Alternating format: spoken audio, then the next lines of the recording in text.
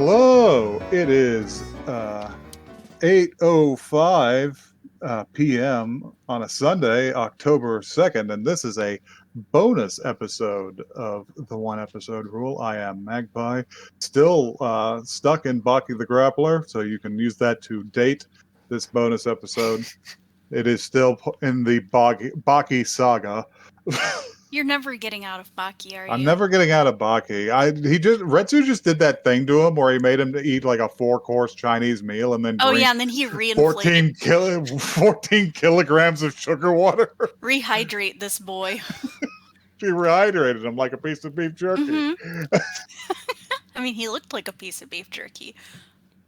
I'm Blackle, and I'm troubled by the phraseology "stuck in Baki."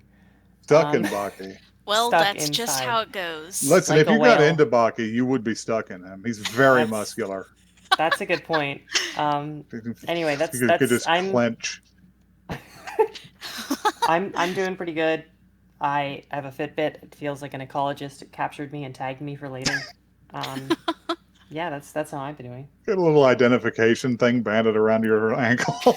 Yeah, exactly. It's so that they know when they capture me again, they can estimate my numbers. It's like, oh, Blackle's going to the store again. Yeah, they just weigh you. Yep. Hello, I am Joey. I don't think I've consumed so much anime this week. But I did pick up Control. So I'm playing through. Take control. Yeah. Take control. It's fun so far, and that's what I got. Hi, I'm Brandon. It's my first time here, and I haven't watched any anime. New guest. How'd you get in here? I believe the last time I know of Brandon watching anime, we were watching various trash together. That's not true. Gunpla Battle, whatever the hell it's called, was great. What are you talking about? Gunpla Build Fighter. It's a show in which there is a Gunpla mafia. That's pretty good. I also watched a bunch of SAO, which is objectively trash. Oh, well, that's we didn't know. Bad. We weren't to know. We knew doing that. Like, this was the second time when we came back because it was trash. Anyway, you guys want a little bit of news? Yeah, I got a little news. Some anime news. It's been a short increment since we recorded the last one, so there's not as much. But here's something that'll make you age into a mummy like that guy from the end of The Last Crusade. Naruto, the anime, is celebrating its 20th anniversary. Stop it. Apparently, it started airing on TV Tokyo on October 3rd, 2002. What? I think I might have had a brain fart because I thought you said Garfield anime. That's the Garfield anime? Yeah. Yeah, Naruto, Garfield, they're basically the same character. Yeah, they both love hate Mondays, eating. love both lasagna. Orange? Both orange. Wow, we've cracked the code. Both have whiskers? Whiskers. Yeah. They're both in Fortnite. They're both... Wait. I'm sorry, Kakashi. I was so hungry. Oh, that's I'm going to draw that later. Yes. Anyway. This is probably nothing, but I'm going to report it to you anyway because you guys will know why. Because we love a mysterious countdown on this podcast. Ooh. And recently, a cut-up version of the Berserk movies called the Berserk Golden Age Arc Memorial Edition has been airing on Japanese TV, and the website for that has started counting down mysteriously. And it looks like the countdown is going to end on December the 11th. So we'll see what that is. I see. It's the last episode.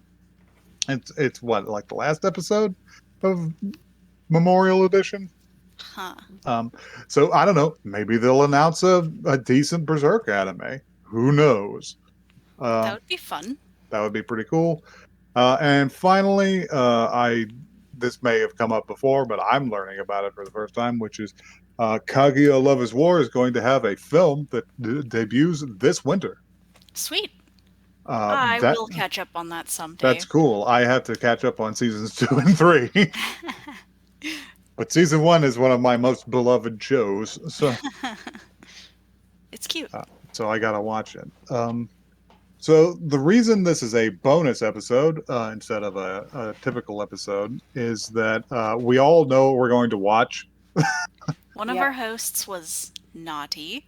Also, one of our hosts didn't know what we were going to watch and already watched like 3 episodes of it, which is we're not gonna shame. It was yesterday. It was yesterday, and I it's fresh in my mind. I know everything.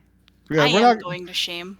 Okay, well, okay, shame. I'm not going to shame because I mean, on one of these fucking things, I watched an episode of Star Trek instead of Evangelion. Listen, I'm gonna shame because I've been putting off this for weeks. Yeah. Brandon wanted to be on exactly one episode of the podcast, and he wanted to watch Cyberpunk, and I wanted to talk about Studio Trigger, so it worked out. But yeah, we're gonna watch Cyberpunk Edgerunners, the show I described as unfortunately it looks good. Yeah.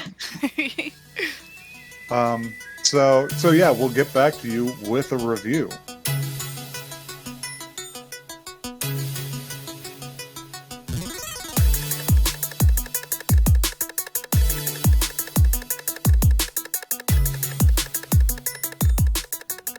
Our legal and editing department have informed me that it is immoral and also impossible for me to reintroduce the podcast by just jacking pornography directly into your optical nerves, like in the show.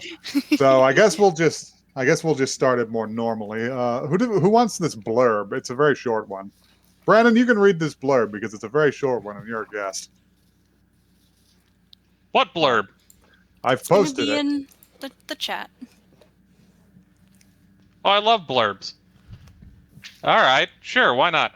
Cyberpunk Edgerunners tells a standalone story about a street kid trying to survive in a technology and body modification obsessed city of the future. Having everything to lose, he chooses to stay alive by becoming an Edgerunner, a mercenary outlaw known as a cyberpunk. The idea... Listen, I started reading some like ancient fucking cyberpunk literature the other day because, incidentally, viewers, if you're interested, you can go look it up. Some old cyberpunk authors put out some of their short stories in a free form because the book that they were in is no longer published.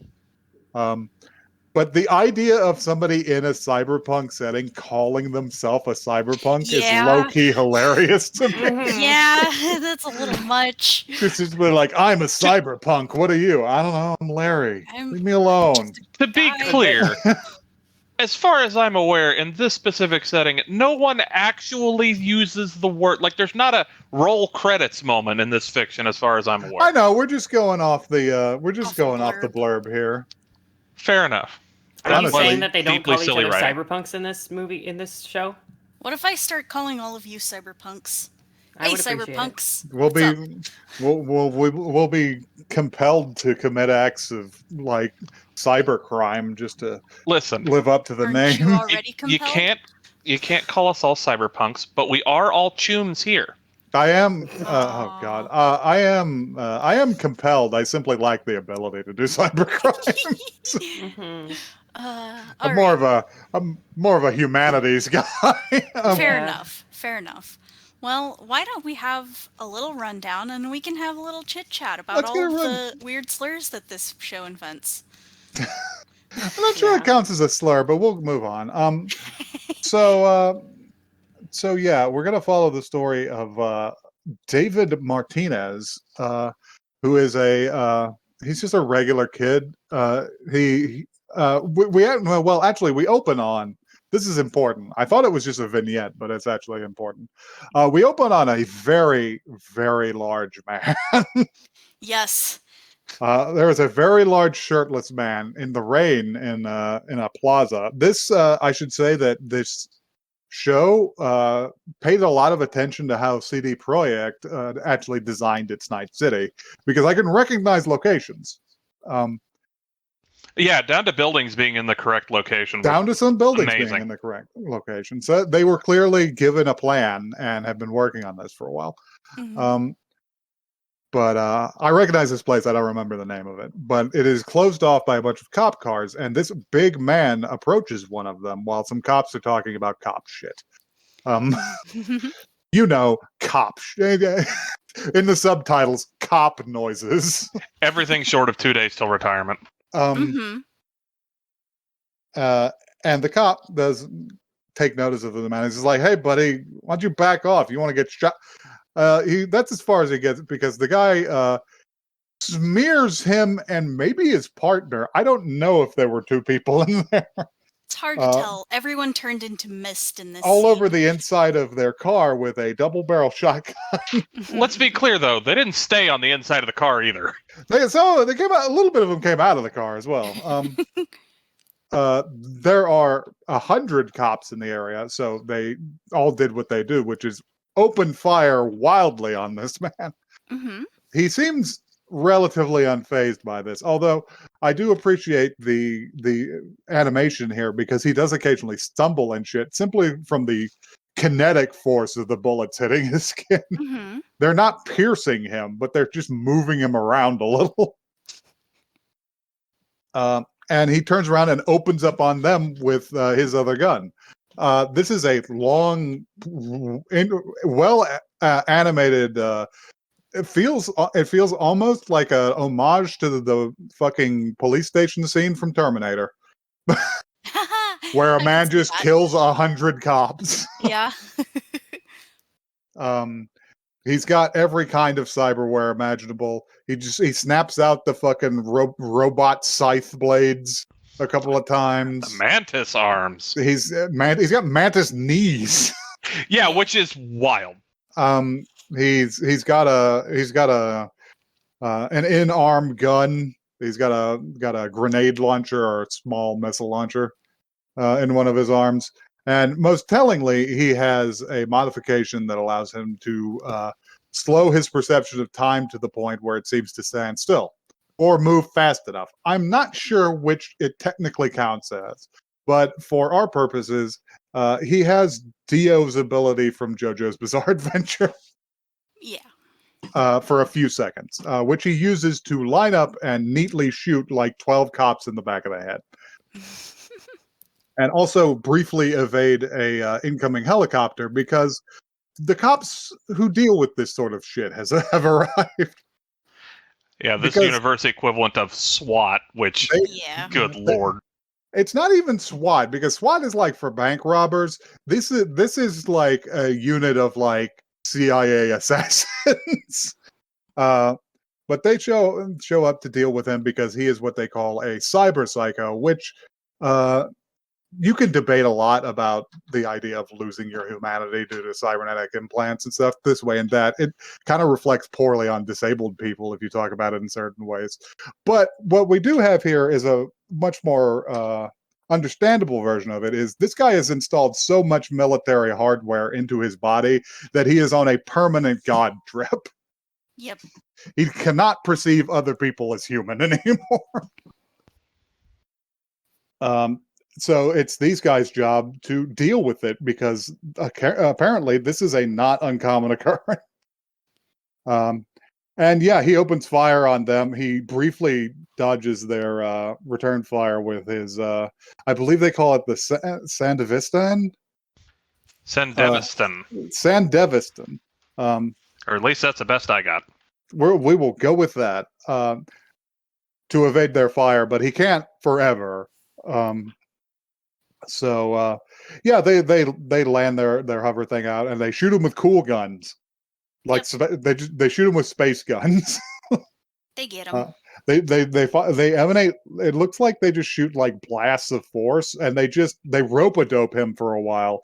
After frying his hardware with a hacker, they remark that he has like military grade protection, but so do they. And yeah, he even tries to play dead and then turn on them, but they're equally chromed up. So yeah, his small arms fire doesn't do it, and they just poke one of those guns directly into his face.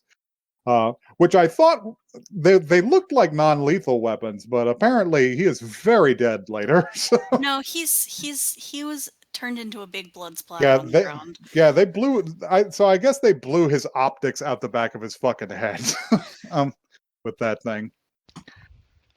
Then after that, we drop in on David Martinez reviewing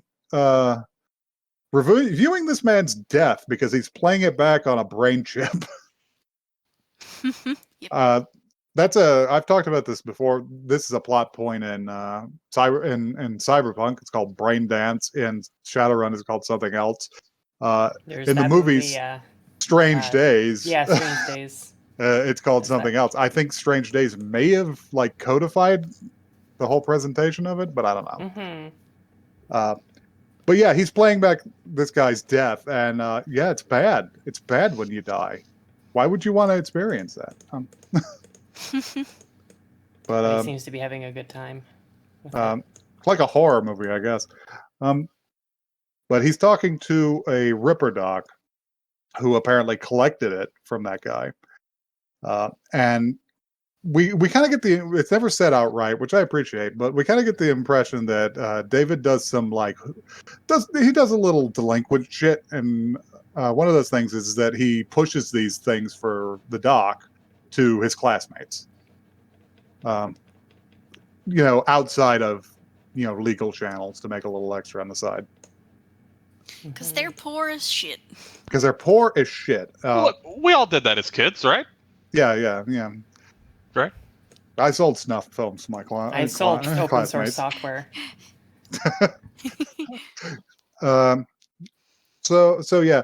Oh, and talking about the joke from earlier, yeah, the Ripper dog in question is kind of an asshole, and he's just like, "Well, I got something else special for you," and just plugs him directly into a porno, and he's just like, "What the fuck?"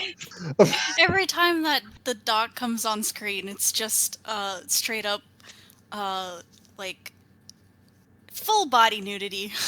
Sometimes he's doing it. Yes, He's just playing it back for himself. it's a lot. Self gratification there.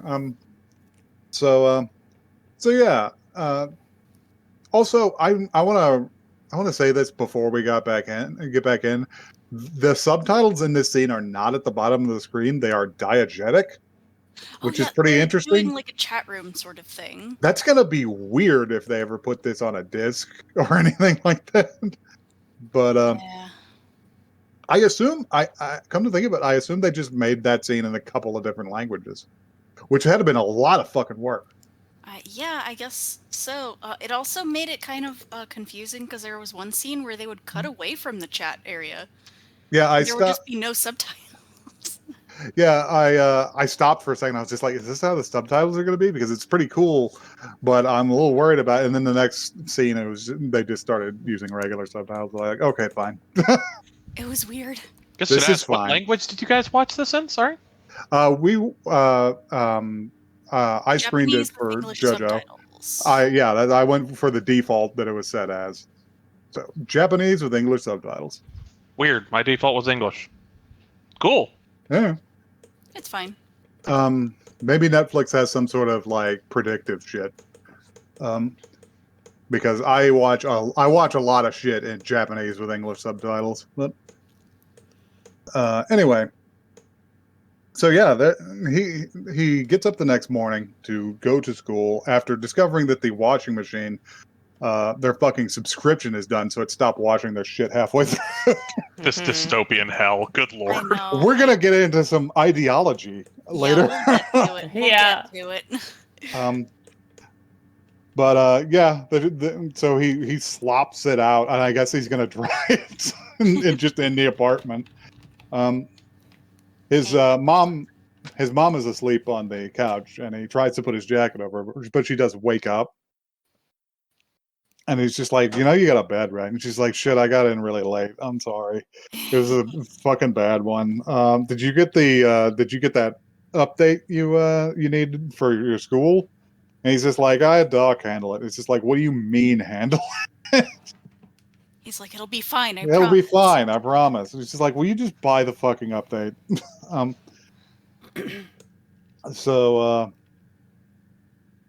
So yeah, he takes off after he notes that she was part of the response team because she's like a paramedic basically.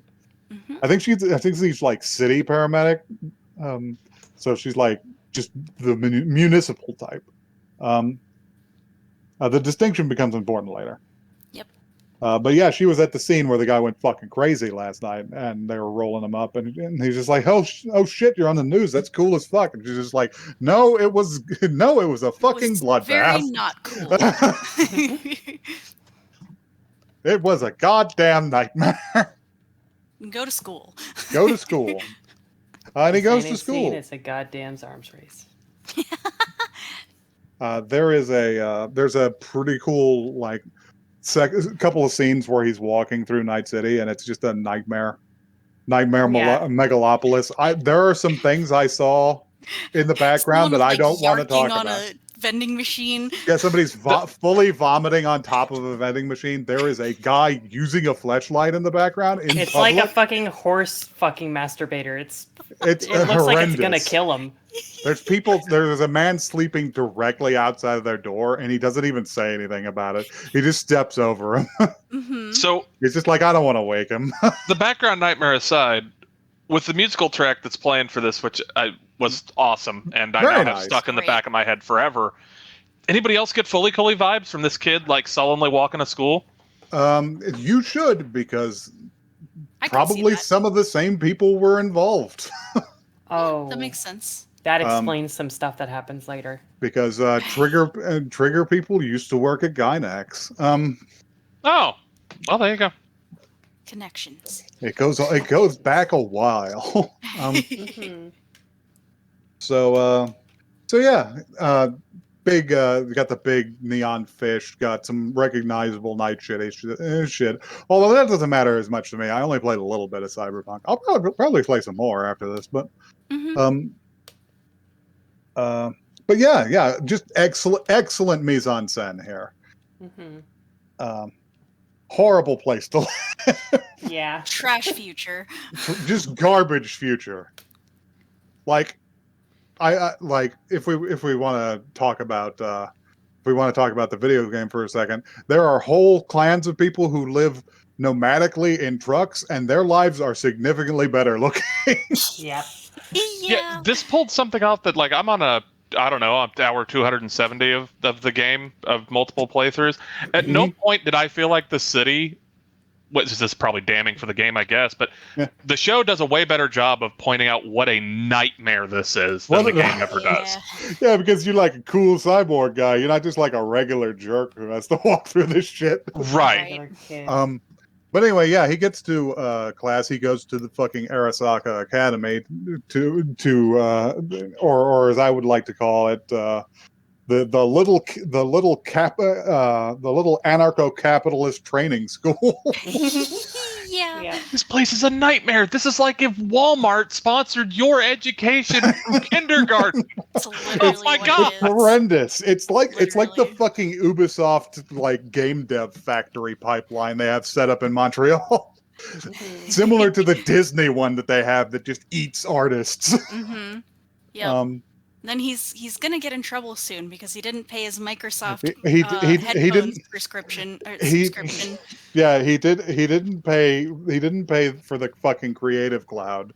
Yeah. He's got some ancient ass VR like AR glasses, which by the way, stylish as fuck. But compared to all of the anime ass shit the other students are wearing, he's not wearing his uniform other than the blazer because it's fucked up in the wash. He gets called on it. I appreciate that it's just like, okay, fill out a form later. Yeah. We're a business. We don't fuck around with discipline. But yeah, he's just like, and his classmates are teasing him over like fucking MSN. Yeah. He's getting they're just like that old messages. That old busted shit. It's just like, I doubt it's even compatible. It's like, I made it compatible. What? I did what I had to do. But what he had to do is install a bunch of fucking malware on his school glasses and destroy their equipment. Yep. Right. Which- So the kids talk to him in the I don't know that it's ever given a name, but they talk in their heads over like digital phone calls you do through your brain, which is just nightmare shit. one more awful thing.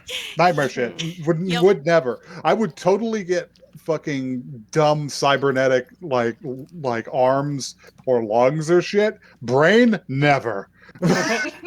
No brain implants. Yeah. But yeah, anyway, yeah, he fucks it up. His malware ridden glasses just fuck up the whole thing. So he has to go see the principal, who's just a fucking middle manager shithead. Yep. His mom is there trying to cover for him, and she's like, of course we'll pay for the damages. And he's like, what the fuck are you talking about? It's like, we don't have the money for that. We couldn't even afford our laundry subscription. And she's just like, I will handle it. Shut up. You have to go, because the guy is just like, maybe David should get the fuck out of here, because nobody likes him, and you seem to be having financial troubles, and we don't trust you any further than we could throw you. This doesn't have the energy of like a parent-teacher conference. It has the energy of applying for a loan. Yeah. Yeah, he straight up points out that his behavior is consistent with that of someone from a not financially stable home. Yeah, it's Fucking nightmare. It's like a fucking bank man questioning your credit, whether you're reliable. Yep. It's so cold. But anyway, they go to drive home, and she gives him the business because he's being a little shit, and she's working her ass off to get him an education, and he's just throwing it back in her face because he's just like, maybe I should drop out. Maybe this is shit. I kind of don't want this life that you're working to give me, but I can't tell you about it because it'll hurt you. Yeah. Because it's very clear that David never wanted this fucking shit.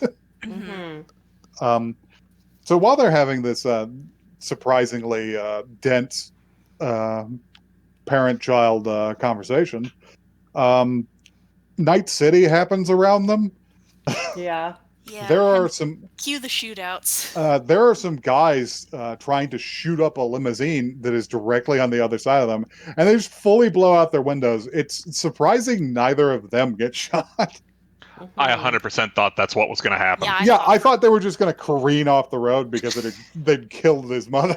But I just want to say that the moment she said, like, oh, you're going to, like, be something or whatever, I said to my girlfriend who I was watching this with, she has dead mom syndrome. Yep. The instant later, he's like, yeah, like, the kid's like, yeah, but, and then the fucking guns come out, and I'm like, oh my god. Yeah. I had Oh, to pause shit. it and stare at her, like, this is so, like, I don't know, on the nose, I guess. So she doesn't get shot. The problem is they do fire a fucking RPG at the limo because it's bulletproof, which blows it up and over into their lane of traffic, and there is a horrendous car crash. To further drive home earlier points, we wake up, the car's upside down. David is hanging from his seat. His mother is outside. The area is on fire. And Don't worry, the medics are here. a hover car comes in and drops off some people, and they start checking around, and he's just like, oh, thank God. And a guy comes up to him and holds up a scanner to his face, and he just says, not a client, neither is she. All right, get the client, let's go. Yeah, this is trauma team. Leave them. Paid leave them. subscription. Yeah, leave them for the what was The it? It was meat wagon. The city leave them meat wagon. for the city meat wagons. Awful. Too real. And they do just that, despite David's protests and appeals to their humanity. They could have at least fucking moved her. Got her out of the fire or whatever. She wasn't directly on fire, but it was getting close. Yeah. So yeah, he passes out because he's been in a terrible car accident. He's upside down. Our next scene is at the city hospital, where he's receiving the news that the surgery went well, and here's her medical bills. Pay these in 3 days. More like the shitty hospital, am Yeah, I right? yeah. JoJo's correct. This place looks like the upper floor of a butcher. Like, it does not look good. This gave me, and you can consider this a recommendation, Brandon. This gave me extreme Dora Hedoro vibes. This building, because it reminded me of the clinic from Dora Hedoro where the crazy guy works. That's so true. And he's just like, "You've got a lizard for a head. That's medically fascinating." But and everything's like filthy. Mm-hmm. But yeah, so he's gotta figure this shit out. So he goes home on his own. He can't get into the apartment because the rent's late. So he has to fucking kick in the fucking vent panel to the shower. Yeah. Climb in that way. It turned out his mom had a secret account that she was saving. So that covered the medical bills, but he still has to cover the rent.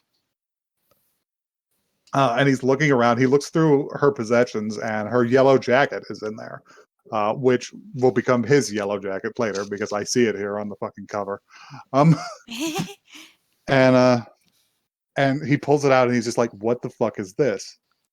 And the next scene is a Polaroid that he has sent the Ripper Doc of the guy from the beginning's spinal augment. Oh god, what was it? Sandevistan. Yeah, you had the Sandevistan, the time stop. So yeah, he sent that, and he's just like, "You see this shit?" He's just like, "Oh, I need an estimate on that," and he has to haggle with this ghoulish cyber doc. Yeah, he's like, "There's no way it sells for no, that cheap." No way it's that fucking cheap.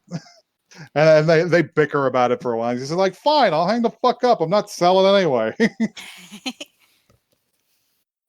So he leaves the rent question unanswered for now, and packs it in for the night. He decides to go to school tomorrow. He's got his fucking uniform at least, but he doesn't manage to. He does the walk. There's less city in this walk, but he does pass by the big neon fish again. And he doesn't quite make it to school because he has a run-in with what is this guy's fucking name? Katsuo, something like that. Katsuo. Yeah, it's Katsuo. Katsuo is a little shithead, and he's doing an '80s movie fucking prep routine where it's just like, "Oh, you little shit. Why don't you crawl back into the little shithole you came out of?" That wasn't a very good metaphor, but I couldn't be bothered to waste my time on little shits like you.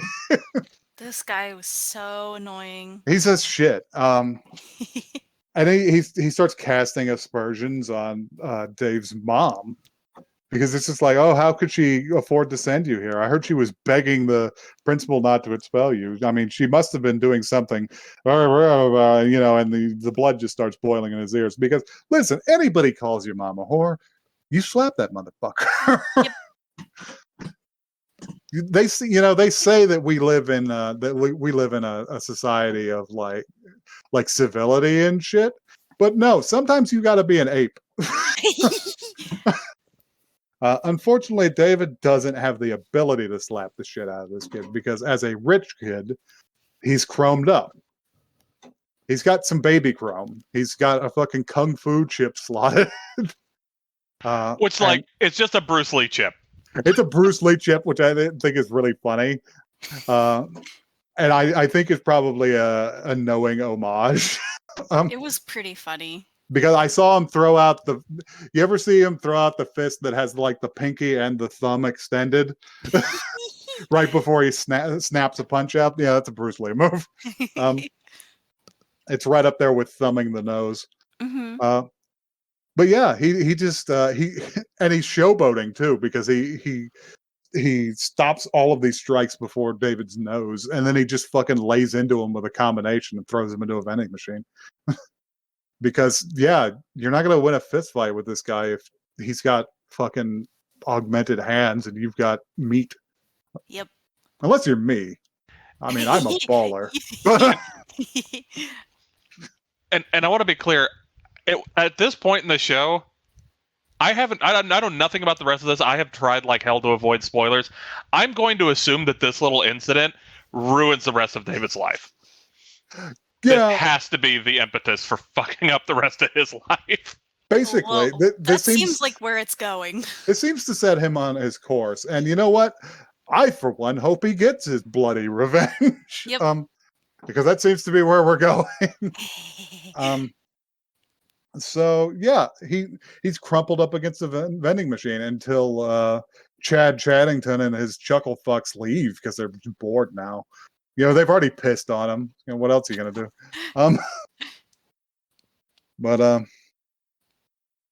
And while he's there, he gets a phone call from the hospital.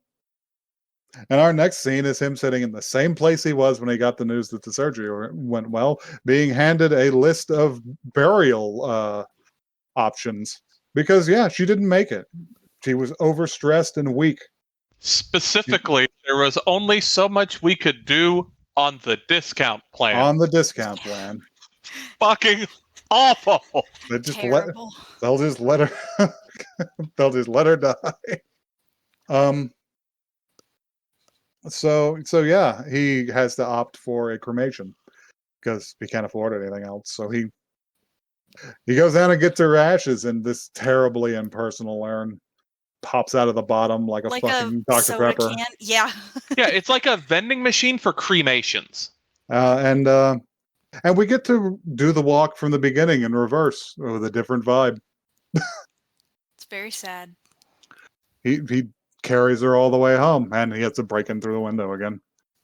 And he says nothing to anybody really. I think the last thing he says is to the pad that says, "Would you like to hear about our payment plans?" And he says, "Do I have any choice?" Mm-hmm.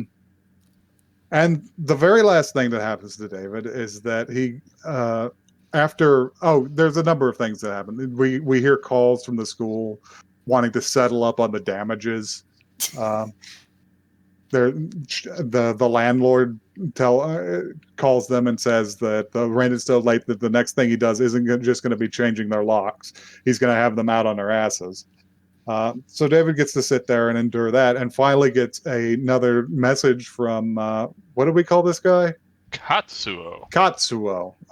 Another call from Katsuo. Yeah, I can only remember the names of fucking people who are in front of me on my anime list right now. Yeah. Also, Brandon, I see. I'll give you a tiny spoiler. That I see a name on here that is from the game. Oh, and it's a bad one. Oh, I'm excited. Who could be? I will You'll have to ponder on this watch. for later. You'll have to watch. And Katsuo sends him a message about, "I heard about your mom, and I'm so sorry. I would say I would sympathize, but I simply can't, given what she must have been doing to get killed in a car wreck that's so pedestrian way that." And he loses it because, of course, he loses it. Aren't you What? tired of being? I can't Aren't you understand. I can't understand why is dying in a car wreck the diss here. It's so random. It's calls it they're mundane, shit I high think. schoolers. He calls it mundane because he's the kind of person that doesn't drive his own car. Yeah.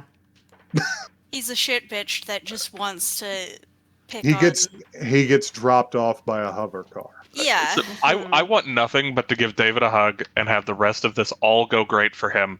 But I know it's not going to, and it's going to start with that little bastard. So yeah, he can't take it anymore. Yeah, and he looks across and he sees the fucking Sandevistan. And he says, "All right." And the next scene is him kicking down the Ripper Doc's door while he's enjoying some high quality 3D pornography. And the guy says, everybody in the city's looking for that thing. You're not going to get anybody to take it off your hands, any sane person to take it off your hands. But he's just like, "I'm not selling. I want it installed." And that's the episode. And that's the episode, which leads into a no outro. It is just red text on a screen. However, I was extremely surprised that the theme for Cyberpunk appears to be Franz Ferdinand's. Yes! What's the title of that song? Fire or something. Just the fire. This fire is out of control. It's gonna burn this city. Well, podcast being taken down for copyright infringement. Way to go. It's lower than 10 seconds. We're fine. Oh, okay. I know the rules well enough to skirt them. So that's pretty cyberpunk of you. Yeah. Anyhow, this show was good. Yeah, I was about to say, what do we want to say about this show? I got some shit to say about the animation and such. I appreciate that it's kind of a stripped down line work, because like if you would look at something by say like Kyo Annie, right? Every frame is like a painting, like it's extremely detailed and shit. Not so with Edgerunners, but everything is simplified in a way that still looks very good. And I'm really willing to bet it's so that they can do some of the wildest shit possible with the actual animation. I love that. But also, like, they're good at making it seem more complex than it is, if that makes any sense. Just by matter of, like, it's, like, really well animated, if that makes sense. Which it's very Trigger. Yeah. This you've seen Trigger, you know. The style reminds me specifically of Brand New Animal. Actually, it has a similar feel. And I really appreciate all the fucking mise en scène that goes on, because if you're gonna set something in a place like this, the place has to be the secondary main character. Yeah. Yeah, the animation was fantastic. Like some of the little touches, like the way the sand vest and whatever the hell it is, the slow-mo thing. Like I love that effect. For that, so cool. The like Johnny Cage from Mortal Kombat shadows effect going on is super amazing. And the eye twitching. Like the eye twitching that the Cyber Psycho has going on. Oh yeah, I love that. The glitch. The first thing I wrote down was "Big Boy Fuckeyes." Big Boy Fuckeyes. Here, it's the man, Jim Fuckeyes, here to kill 1,000 cops. World is a fuck. Kill 'em all, 1989. I would say, I did want to mention that too. If I was going to be a regular person about it, I would say it reminds me of like the shadows that follow you in a Street Fighter Super. If I was going to be a pretentious dickwad about it, I would say it's like a rainbow version of nude descending a stair. Very cool effect. All the voice acting I heard was pretty good. They all sound in Japanese. They all sound just like appropriately gritty cyberpunk people. Yep, I can agree with that. I like how there were like the little character details. Like if you notice that every time David got agitated, he would start like fidgeting his feet. It's so good. He bounces his leg. He thumbs the shard sockets on his neck. Like he's so fucking fidgety. I love the characterization. Yes, I love it. Yeah, he fucks around with his implants. He's got one in his hand too that he can't stop thumbing. It's the same as if you have, like, for instance, you have a broken tooth and you can't stop running your tongue over it. But very good, very very subtle characterization on that. So yeah, somebody else talk. I've said a whole bunch. Blackle, give us your analysis. You've seen more. You know the future. So I watched 3 episodes of this last night with my girlfriend, and actually immediately before we watched 3 episodes of this, we watched Johnny Mnemonic. And I don't want to give too much away because Brendan doesn't like spoilers. Though Brendan, you can plug your ears right now. But I see that he's virtually plugged his ears. You keep them plugged. And hold your nose. Close your eyes. One of the later characters has an identical weapon to one of the characters in Johnny Mnemonic. Oh yeah, I've Yeah. never seen Johnny Mnemonic. Should I think you should watch it. sit down and watch It's that? not a good movie, but it's certainly a movie. It's We'll put it on the movie list. I'll put it on one of the weird movie lists, and literally like we'll watch if you that watch and like it, Dark City. it's such a bad movie, and yet it's so influential. Like so much of the stuff that's in that was very clearly like the inspiration for a bunch of stuff in like Cyberpunk the games. Like That's Interesting. pretty cool. Oh, for sure. I Yeah. mean, hell, they went and got Keanu Reeves to do one of their main characters in the game. yeah, exactly. Like it's definitely based on a lot of that stuff. So I would recommend it. Even not because it's a good movie, but because it's like a Just for the history an of it, important- yeah. That Yeah. it's so weird to try and like pick out cyberpunk film because almost none of them are solely that. yeah. The only Right. ones I can think of that count fully as cyberpunk films are like Blade Runner and A lot of them aren't even good. like I don't- the is Blade Runner Matrix counts. cyberpunk or noir? You know, Matrix It's is- cyber yeah. noir. It's a flavor. But gosh, I like this genre. I think it's pretty cool. yeah, like Well, Black Hole. I'd spent the last month once realizing this was coming out and was going to be a thing. I've watched Blade Runner, 2 different Ghost in the Shell films, including the live action one, which I don't think was that bad. I'm just gonna say it. I'm a terrible person. I'll put That's it out. fine. And the first season of the Ghost in the Shell show. I was cyberpunked the fuck up, and I'm still here apparently. So I'm You were gonna. cyberpunked. Yes, I've been cyberpunked. Mhm. You've been cyberpunked by Cyber Ashton Kutcher.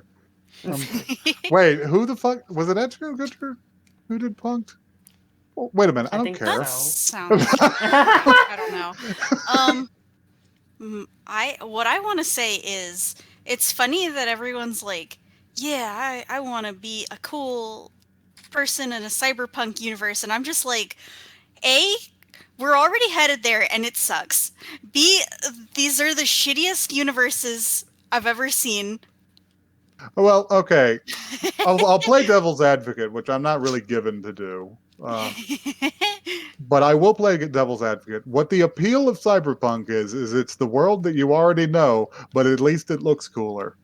It's the world that you already know, but your problems can be solved by getting a cool extra spine implanted in you. Exactly. You can, yeah, it's you have the same shit problems. The world is going in the same horrible direction, but you can get a cool gun installed in your arm. You can live in the grungiest looking apartment, but hey, this time it's got more neon.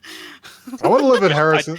I want to live in Harrison Ford's apartment from Blade Runner because it looked like it was made in honor of Aztec blood gods or something. It's a very strange building if you look at it. It's pretty cool, actually. So I gotta ask the question, although I'm afraid I know the answer. Is would you y'all gonna watch some more of this or? Yeah, I feel like I gotta watch more of this. I've definitely got to watch more of it because I feel like it could save me from Baki the fucking grappler. You gotta get out of those Baki mines. Listen, I don't know how many episodes it has. I'm not currently looking at it. If they're not all done by the time I go to bed this evening, I will be shocked. It's only got 10 episodes.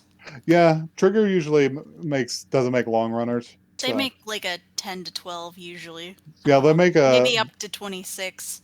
They typically go for like typically a 1 or 2 season anime. So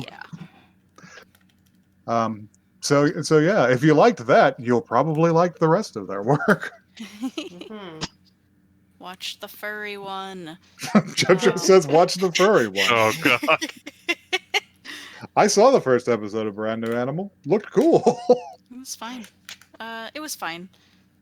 Oh, we didn't talk about ideology, but Aha! you all know what's coming. It's just like, oh, this is a capitalist hell that's almost unbelievable. Even It's the plot. It's basically that like one New Yorker article about the libertarian cop.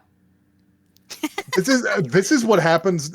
Hey, you know that okay, listeners, you may not know this. If you ever get the chance, I implore you to look up the city in like Vermont or New Hampshire that was taken over by libertarian politicians and immediately became a nightmare bear hellhole because people wouldn't stop feeding the bears because nobody was there to stop them. Oh yeah.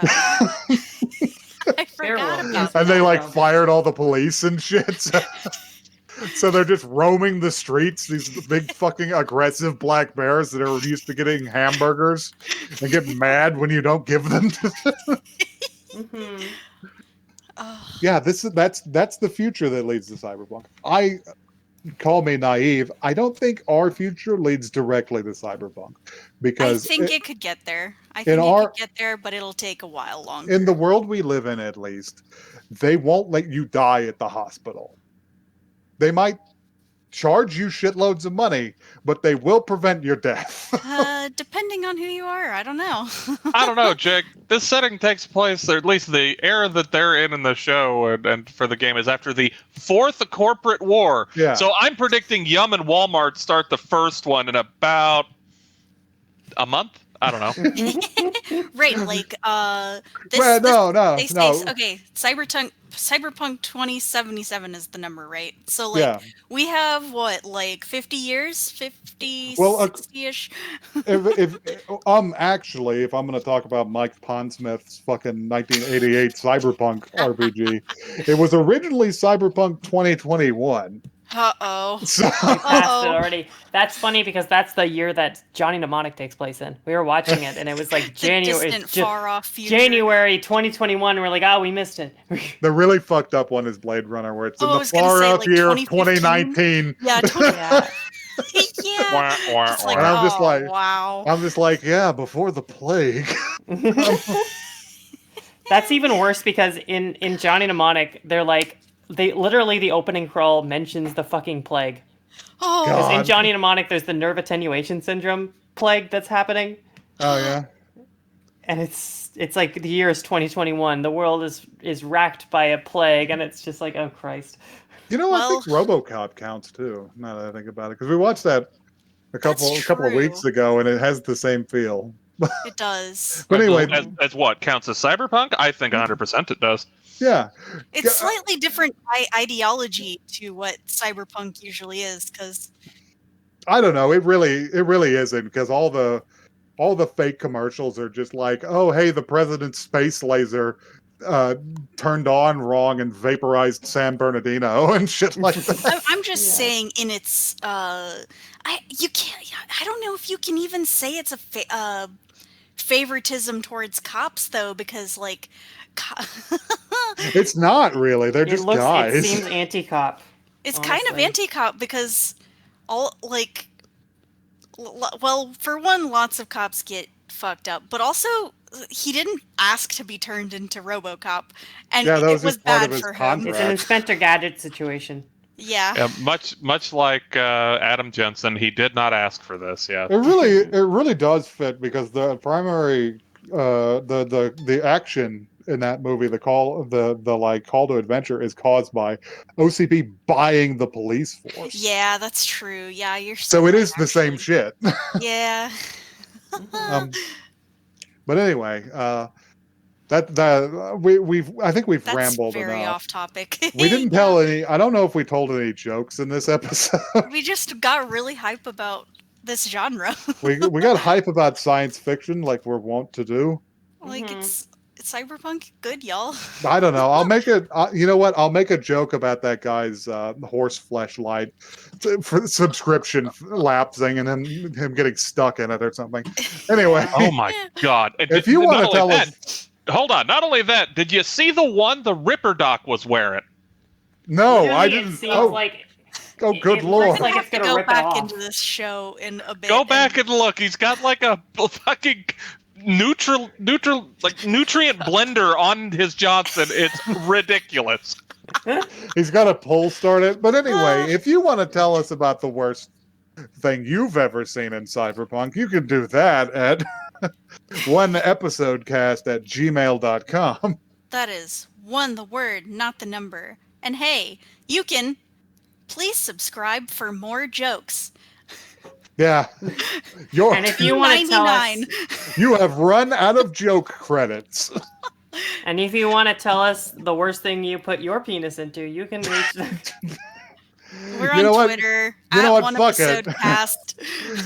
Fuck it, tweet it at the account. I'll answer anyway. And need the We have to know. engagement Yeah. to fight the algorithm. Uh, God, our cyberpunk future is just us fighting the algorithm. I was gonna That's what say, it is. is the one episode rule cyberpunk? Answer, please. Yeah. I think Gibson we might would be. say yes. Dystopian podcast. Uh, Everyone say thank you to Brandon for being on. Thank you, Brandon. No, thank you for having me. This was a blast. I'm I sure he don't- won't ever be on again because he's a reformed weeb. I don't frequently get the urge to watch new anime, so this was a fun excuse to come and hang out. Yep. I wish you luck in getting back on the wagon. You must. Not for 9 more episodes, so thanks for offering.